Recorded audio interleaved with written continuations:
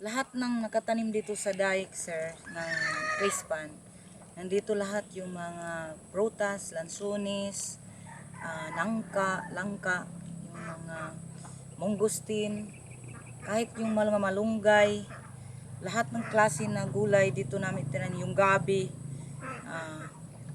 saka yung upo, o kahit ano na pwedeng pakinabangan or pwedeng magamit or pwedeng maulam, dito namin itinanim sa dike na pispan. At ito rin ang daki rin namin, yung rice ducks namin, ginamit namin to pag mga 1 month na ang palaya namin, doon pinalabas namin, natulong yan namin sa pagkuha ng mga insekto or dangan, at saka yung sakot, yun ang katulong namin para pangalis doon sa damo namin, yung mga damo, yun ang katulong namin para maiwasan ang maraming damo. Yun ang po, sir. Salamat.